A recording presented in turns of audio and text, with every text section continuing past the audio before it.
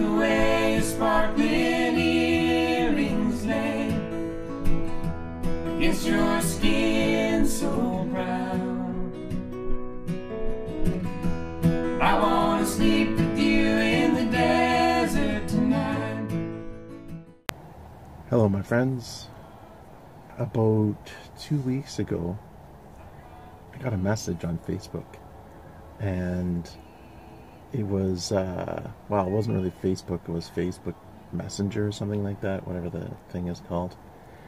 And it was this girl who's saying, "Oh, I don't know who you are, you just popped up into my friends, suggested friends or something."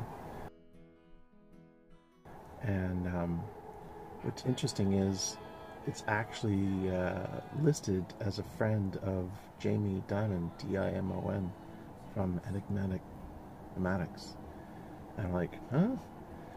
So she's talking to me. She goes, "Yeah, I'm single and I'm looking for a boyfriend," and something like this. So I'm like, yeah, okay. So like 2-3 days go by and I'm talking on and off with her, and something not quite adding up. Her grammar was not, it's like she definitely didn't have English as her first language, and I noticed that right away.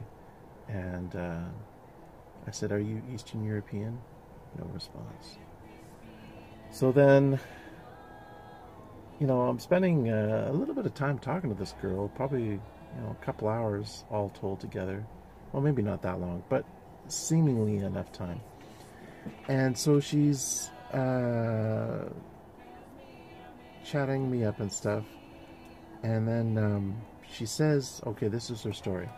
She says she's a nurse working for USAID, United States of America International Development. I assume that's what the acronym is for.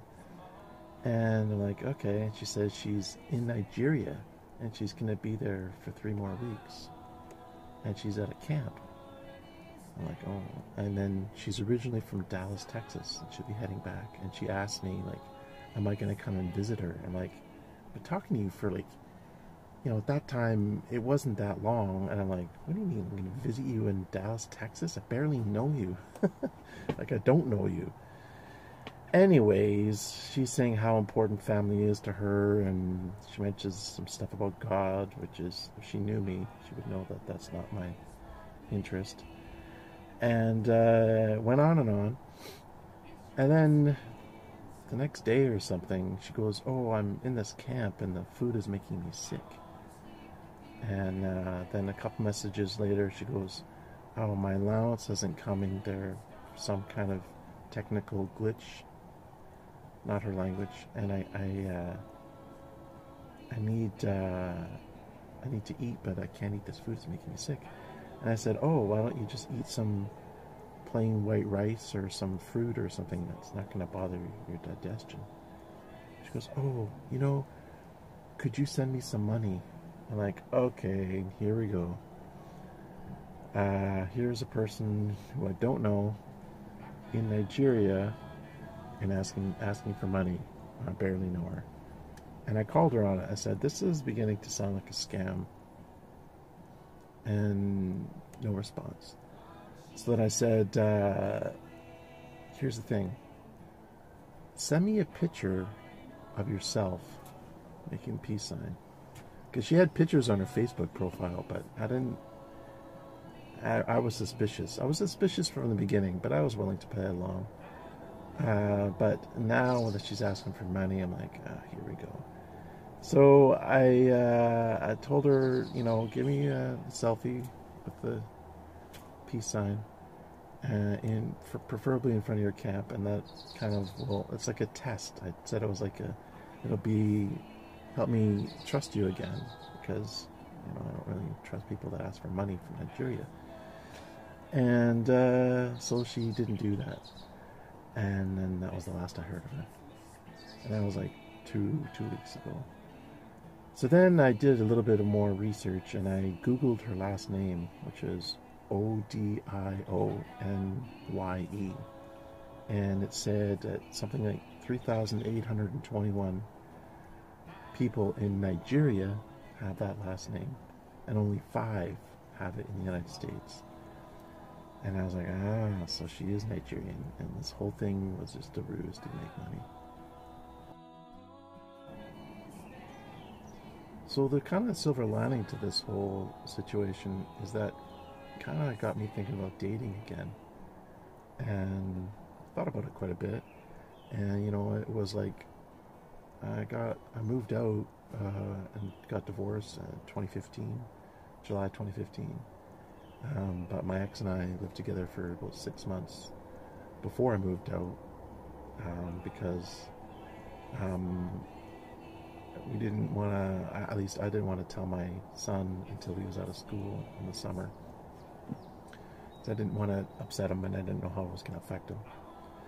So,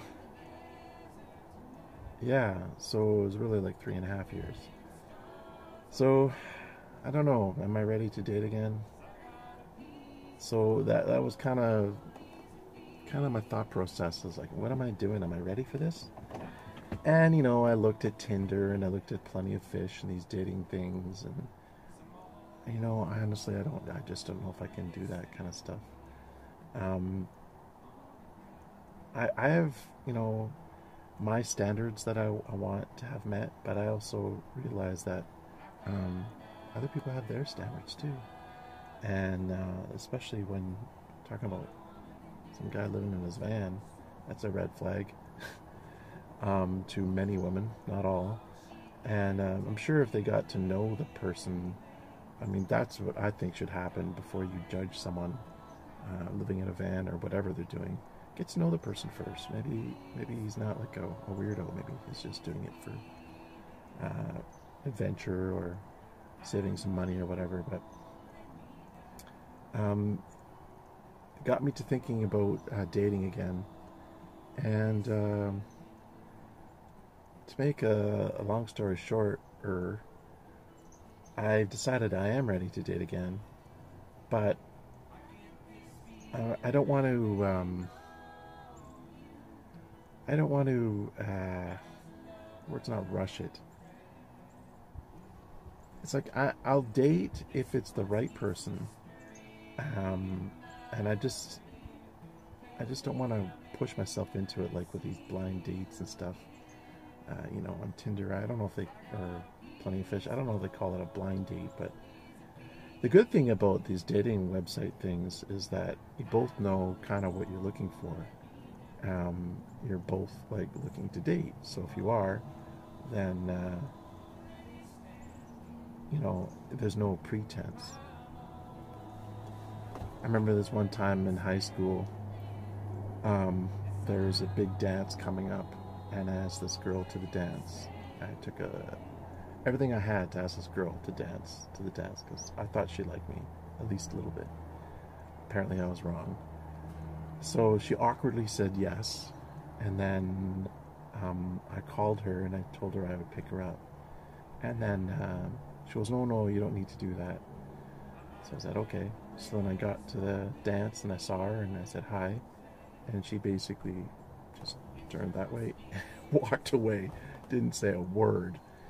And I was like, oh my god, that was brutal.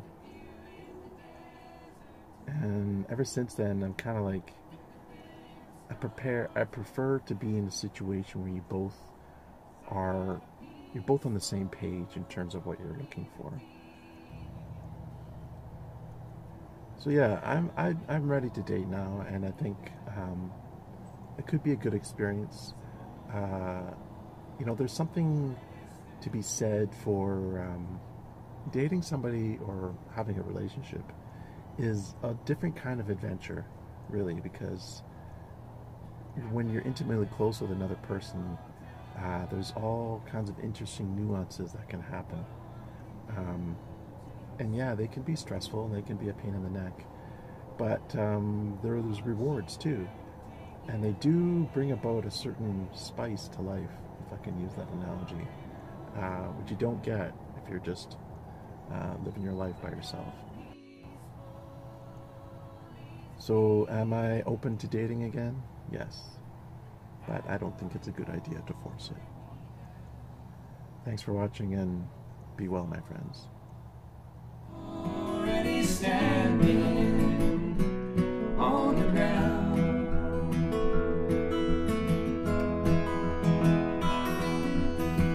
I get this feeling I may know you as a lover and a friend. This voice keeps whispering